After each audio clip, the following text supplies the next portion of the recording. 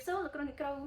តើតែនឹងជាប់គ្រូបង្រៀនកិច្ចប្រឹងប្រែងថ្មីអញ្ចឹងថ្ងៃនេះខ្ញុំមានវីដេអូមួយទាក់ទងទៅនឹងសកម្មភាពខ្លះៗដែលអាចផ្ដល់ជាកំណត់ដល់លោកគ្រូអ្នកគ្រូសម្រាប់ការបង្រៀនថ្ងៃដំបូងរបស់លោកគ្រូអ្នកគ្រូនេះគឺជាសកម្មភាពទី1គឺលោកគ្រូអ្នកគ្រូអាចណែនាំខ្លួនអញ្ចឹងយើងណែនាំខ្លួនរបស់យើងមុនទៅថាឈ្មោះអីមកពីណាប្រវត្តិមិនហើយបន្តមកលោកគ្រូអ្នកគ្រូចាប់ដើមឲ្យសិស្សណែនាំខ្លួនគាត់ម្ដងជាក់ស្ដែង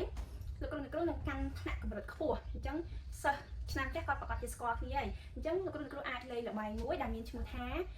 ល្បែងដំឡូងក្តៅមានន័យថាលោកគ្រូអ្នកគ្រូឲ្យសិស្សឈរជារង្វង់ហើយឲ្យហុចកណ្ដុងទឹកសុទ្ធបន្តគ្នាហើយលោកគ្រូអ្នកគ្រូជាអ្នកចាក់បទចម្រៀងអញ្ចឹងបើលោកគ្រូអ្នកគ្រូឈប់ត្រឹមណាសិស្សដែលកាន់កណ្ដុងហ្នឹងគាត់ត្រូវរៀបរាប់អំពីឈ្មោះរបស់គាត់អាយុមែនប៉ាម៉ាក់ឈ្មោះអីព័ត៌មានខ្លះៗទាក់ទងទៅនឹងប្រវត្តិរបស់សិស្សអញ្ចឹងលោកគ្រូអ្នកគ្រូអាចធ្វើតែ3 4នាក់ម៉ែនហ្នឹងកុំឲ្យខាត់ទៅយូរអញ្ចឹងយើងចប់សកម្មភាពហ្នឹងបន្ទាប់ពីហ្នឹងហើយលោកគ្រូអ្នកគ្រូអាចដើម្បីឲ្យស្គាល់សិស្សបន្ថែមលោកគ្រូអ្នកគ្រូមានបញ្ជីហៅឈ្មោះសិស្សនៅក្នុងដៃអញ្ចឹងហៅប្រវត្តិមានឲ្យហៅទៅដើម្បីស្គាល់មុខសិស្សនិងឈ្មោះសិស្សផងដែរចូលដល់សកម្មភាពទី2លោកគ្រូអ្នកគ្រូត្រូវជ្រើសប្រធានថ្នាក់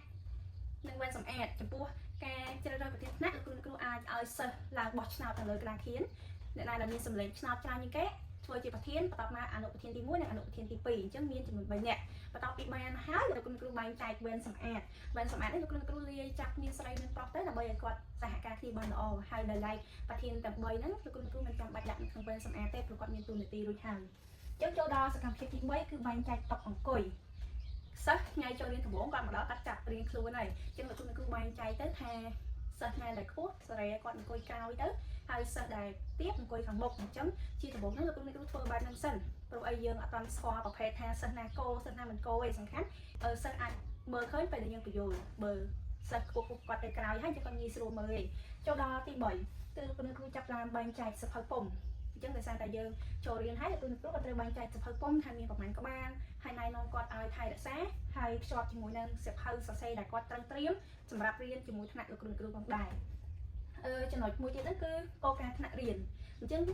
គោលការណ៍ថ្នាក់រៀនមានន័យថាគឺជាសកម្មភាពដែលយើងកំណត់ព្រមព្រៀងគ្នាជាមួយសិស្សជាមុននឹងអនុវត្តគោលការណ៍ឬក៏វិន័យហ្នឹងអញ្ចឹងគោលការណ៍ថ្នាក់រៀនបែងចែកជាពីរគឺសម្រាប់គ្រូនិងសម្រាប់សិស្សអញ្ចឹងសម្រាប់គ្រូយើងជាអ្នកកំណត់ខ្លួនឯងទៅអត់អីទេអញ្ចឹងយើងធ្វើតែសម្រាប់សិស្សថានៅក្នុងថ្នាក់រៀនកូនត្រូវធ្វើមិនខ្លះអញ្ចឹងយើងអាចឲ្យគាត់ផ្ដល់ជាកំណត់មកថាត្រូវស្ងៀមស្ងាត់មិនត្រូវញ៉ាំនំកំឡុងពេលម៉ោងរៀនគុណគ្រូឲ្យគាត់ឆ្លើយមកយើងទៅសេលើក្តារខៀនហើយលោកគ្រូអ្នកគ្រូគាត់ទុកដើម្បីយើងត្រៀមទៅសេលើក្តារផ្ទាំងធំដើម្បីបិទទៅលើជញ្ជាំងហើយចំណុចពិសេសចុងក្រោយហ្នឹងគឺលោកគ្រូអ្នកគ្រូអាចចោទជាមួយសំណួរដាក់លើក្តារខៀនទៅសួរថាតើបងប្អូនចង់បានគ្រូបង្រៀនដែលមានអត្តចរិតដូចម្ដេច